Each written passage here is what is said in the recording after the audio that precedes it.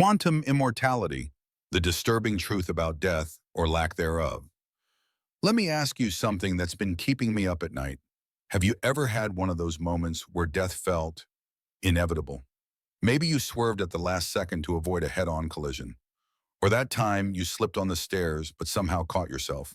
We've all had these close calls we laugh about later. But here's what haunts me. What if, in some other version of reality, we didn't get so lucky? This isn't just philosophical musing. There's an actual scientific theory that suggests you may never experience your own death. It's called quantum immortality, and it comes straight from some of the most respected interpretations of quantum physics. Here's how it works in simple terms. You've probably heard of the multiverse theory, the idea that every possible outcome of every event actually happens, just in different universes. When you flip a coin, there's a universe where it came up heads and another where it's tails. But quantum physics takes this even further. Imagine playing the most dangerous game of Russian roulette imaginable, except instead of a normal gun, it's connected to a quantum device. Maybe one that measures the spin of an electron. There's a 50% chance the gun fires each time you pull the trigger. In most universes, you'd be dead after a few tries, but in a few, you'd keep surviving through sheer luck.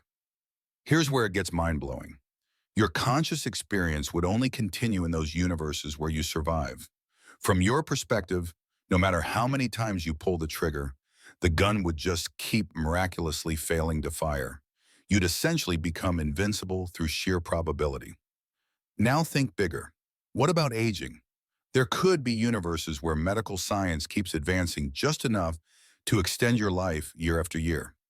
Universes where you survive every accident, every illness, through increasingly unlikely circumstances. You'd never experience death, only the timelines where you keep on living. Of course, this raises some disturbing questions. Where are all these immortal versions of us? Why don't we see evidence of them? Well, we might be looking at it wrong. The people who live to extreme old age, the miracle survivors of disasters, maybe they're not statistical anomalies.